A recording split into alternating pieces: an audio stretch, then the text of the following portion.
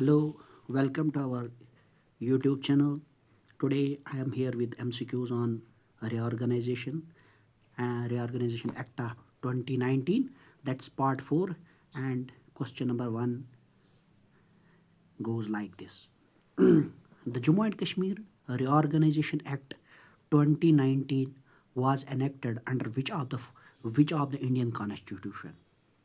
देखो ये क्या बोलता है क्वेश्चन, इजी क्वेश्चन है। अगर आर्टिकल्स आपने याद किए होंगे तो ये आसान सा क्वेश्चन है।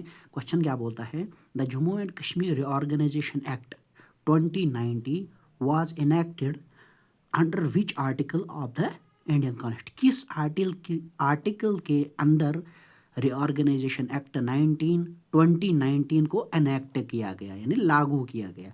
तो अगर आपको याद होगा, आपने पढ़ा होगा रिऑर्गेनाइजेशन एक्ट, तो उसमें आपने देखा होगा इस क्वेश्चन का आंसर क्या आएगा, article 3।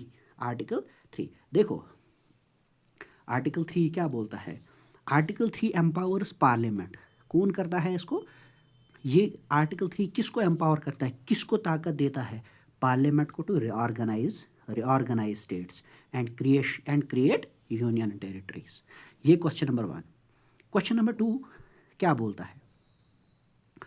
Which section of the J&K reorganisation act 2019 provides for the creation of 2 union territories? कौन सा एक्ट?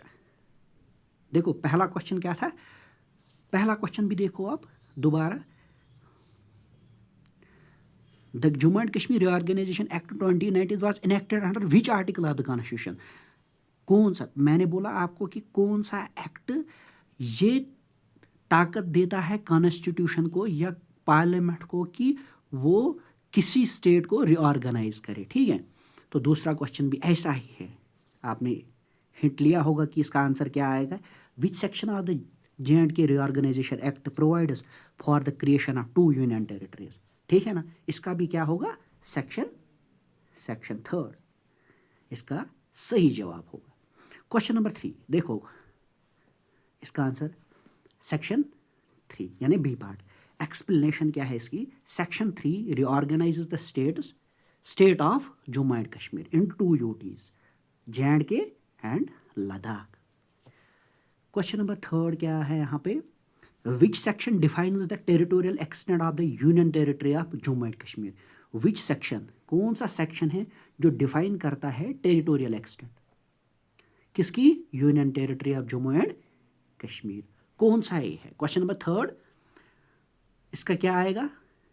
सेक्शन 3 जो हमने पढ़ा है पहले ही, सेक्शन 4 आएगा। मतलब आपने ये पढ़ा होगा, तो अब रिवाइज में कर रहा हूँ आपको, तो क्वेश्चन सेक्शन 4 आएगा। इसका क्या आंसर क्या है? सेक्शन 4। देखो कैसे, section 4 specifies the territorial limits of the J&K। Section 4 इसका आंसर है। देखो क्वेश्चन नंबर 4 क्या बोलता है? The territorial extent of the union territory of Ladakh is defined under. Territorial extent, पहले मैंने बोला टेरिटोरियल एक्सटेंट ऑफ J&K, लेकिन अब मैं किसकी बात कर रहा हूँ? लद्दाख की मैं बात कर रहा हूँ। तो क्या आएगा इसका आंसर? इसका आंसर आएगा सेक्शन, मैंने क्या बोला, जम्मू एंड कश्मीर के लिए क्या है 4, लेकिन लद्दाख के लिए क्या है? सेक्शन 5। सेक्शन 5 देखो इसकी एक्सप्लेनेशन क्या है। Section 5 defines the area of UT of Ladakh. 4 आपने देखा है और 5 किसके लिए है? लद्दाख के लिए। क्वेश्चन नंबर 5 क्या बोलता है हमें यहाँ पे? Which section empowers the lieutenant governor to nominate members to the legislative assembly? किसमें? लेजिस्लेटिव असेंबली में। किसको? गवर्नर को। कौन सा सेक्शन एम्पावर करता है, पावर देता है लेफ्टिनेंट गवर्नर को? क्योंकि यूटी है, यूटी में गवर्नर नहीं होगा तो लेफ्टिनेंट गवर्नर ही होगा, ज़रूरी है। नॉमिनेट करता है मेंबर्स ऑफ लेजिस्लेटिव असेंबली। कौन सा सेक्शन है इसमें से? सेक्शन 14 नहीं है, सेक्शन, इसका सही आंसर जो है 15, सेक्शन 15। देखेंगे क्या है एक्सप्लेनेशन में भी। Section 15 allows nomination including women members. देखो सेक्शन 14 हमें, ये सेक्शन 14 लेफ्टिनेंट गवर्नर को ये ताकत देता है कि वो नॉमिनेट करे किनको? मेंबर्स को। किस में? देखो आपने देखा क्वेश्चन में, आपने देखा किसमें? लेजिस्लेटिव असेंबली में। लेकिन उसको ये भी हक है कि वो वुमेन मेंबर्स जो है, वुमेन मेंबर्स को भी नॉमिनेट करता है। ठीक है। Question number 6, the abolition of legislative council of J&K is provided under section 55, section 56, section 57, section 58। कौन सा सेक्शन, कौन सा सेक्शन एबॉलिश करता है लेजिस्लेटिव असेंबली जो Jammu and Kashmir, legislative council J&K की? देखो क्वेश्चन नंबर 55 आपने पढ़ा होगा, नहीं है इसका आंसर। 50 मतलब अगर मैं आप डिफाइन करूंगा सेक्शंस को, इसका बहुत ज़्यादा टाइम लगेगा, तो वीडियो बहुत ज़्यादा लंबा खींच जाएगा। इसीलिए मैं शॉर्ट में ही बताता हूँ कि आई होप कि आपने पढ़ा होगा। मैं यही जहन में रख के मतलब जल्दी करता हूँ कि मतलब आपने ये सेक्शंस पढ़े होंगे। अब मैं हिट के साथ दे रहा हूँ आपको कि मतलब कौन सा कैसे कैसे क्वेश्चंस आते हैं। ठीक है। क्वेश्चन नंबर 6 में क्या आएगा? 55 नहीं है, 56 नहीं है, 57 बिल्कुल 57 है इसका, 58 नहीं है। देखो इसकी एक्सप्लेनेशन में बताऊंगा मैं थोड़ी सी। आंसर क्या है? 57। आंसर क्या है? सी पार्ट यानी 57। 57 abolishes the legislative council permanently. 57 section 57 ने एबॉलिश किया, ख़त्म किया कौन सा? Legislative council Jammu and Kashmir का परमानेंटली। ठीक है। Question number 7, the executive power of the UT of J&K vests in. Executive power जो है, एग्जीक्यूटिव पावर वो किसके हाथ में है आजकल जम्मू एंड कश्मीर में? चीफ मिनिस्टर के हाथ में है? होगा नहीं। काउंसिल ऑफ मिनिस्टर्स के हाथ में नहीं है। लेफ्टिनेंट गवर्नर बिल्कुल सही है ये।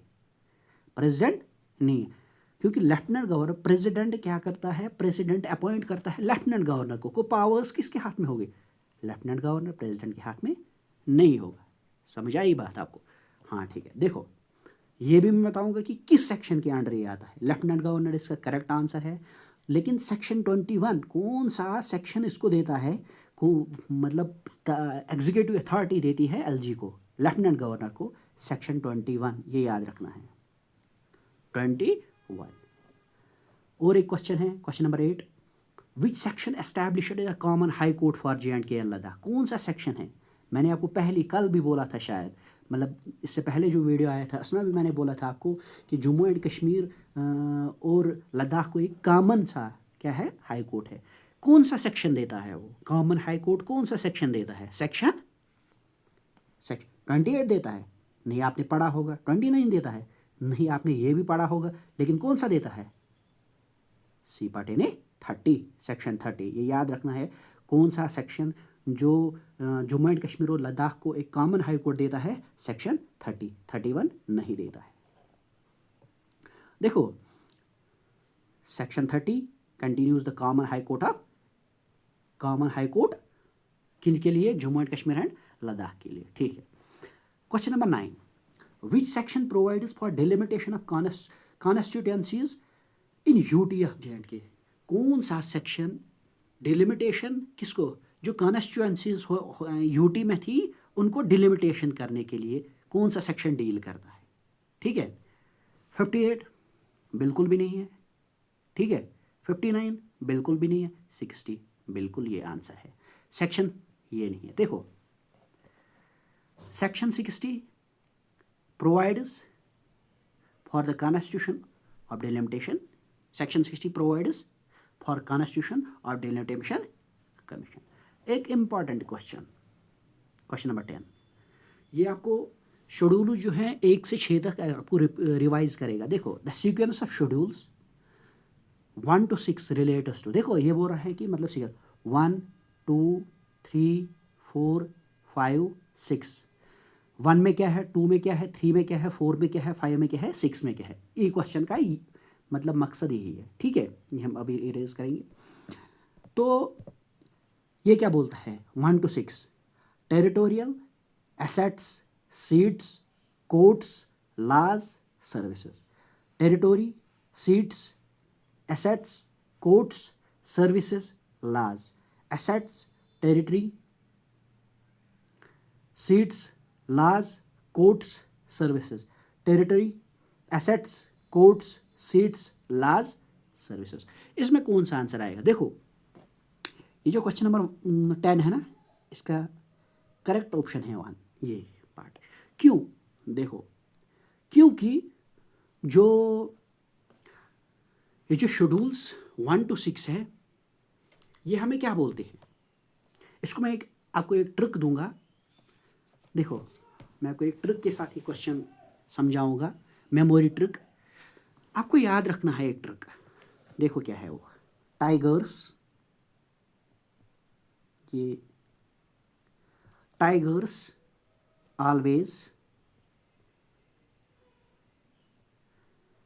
always sit calmly like saints,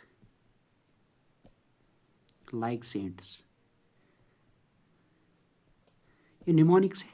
देखो टाइगर्स के लिए फर्स्ट जो शेड्यूल है टी, इसका टी आप याद रखो, ठीक है। टी किसके लिए आएगा? टेरिटरी के लिए, ठीक है। ए किसके लिए आएगा? ए आएगा एसेट्स के लिए। एस किसके लिए आएगा? एस आएगा सीट्स के लिए। सी किसके लिए आएगा? सी आएगा कोर्ट्स के लिए। एल किसके लिए आएगा? एल आएगा लॉज के लिए। एस किसके लिए आएगा? एस आएगा सर्विसेज के लिए। मैंने इसका आंसर क्या बोला था? देखो याद कैसे करना है, 1 to 6 छोड़ो, ठीक है। ये एक ट्रिक है।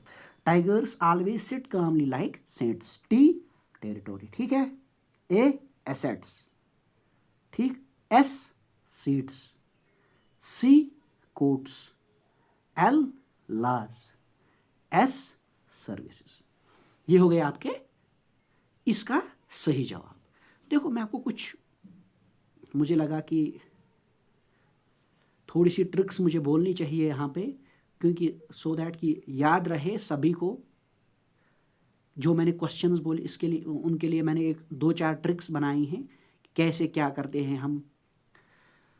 देखो ट्रिक नंबर फर्स्ट, अगर हम ट्रिक नंबर फर्स्ट करेंगे, ट्रिक नंबर फर्स्ट क्या है? आर्टिकल 3, ये हम रिवाइज कराएंगे सारे जो एमसीक्यूज है, इसका क्रैक्स हम यहाँ पे बनाएंगे। आर्टिकल 3 क्या बोलता है? रीऑर्गेनाइजेशन। कौन? आर्टिकल 3। क्योंकि 3 कैसे लगता है? Like a dividing A map. 3 है ना, देखो अगर हम मैप जो इंडिया का मैप है, अगर ये इसको क्या करता है, जैसे कि उसको डिवाइड करता है, यहाँ पे देखा, यहाँ पे, तो इसको क्या इस ऐसे ही हम याद रखेंगे कि ये रिऑर्गेनाइज करता है स्टेट्स को। ट्रिक नंबर सेकंड हम क्या करेंगे याद? गोल्डन फ्लो एक याद रखना है, ठीक है। देखो क्या गोल्डन एक फ्लो याद रखना है। देखो क्या याद क्या रखना है?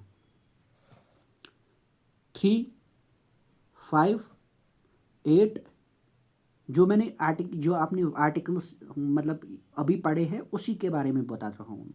13, 14, 15, 30, 57, 60, ठीक है। देखो क्या है, 3 फ्रेंड्स सा 8 Ladakh assembly, 30 council, 57 and 60 delimit. 3 friends सा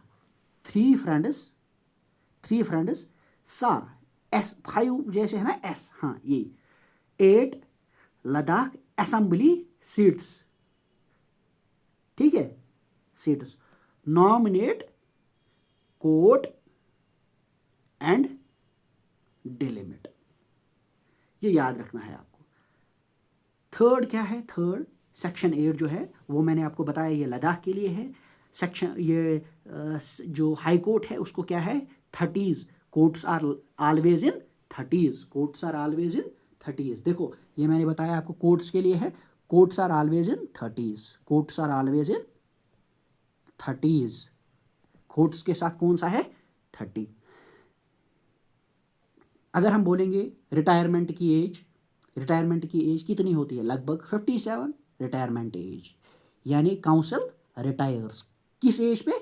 57 एज पे। 60 डिलिमिटेशन एंड्स एट 36 मतलब and delimitation happens at the end, तो क्या लिखना है लास्ट 60 क्या होता है डिलिमिटेशन जो होती है वो कब होती है एंड पे, तो 60 भी याद रखना है। इसी के साथ आज के लिए अल्लाह हाफिज़, थैंक यू।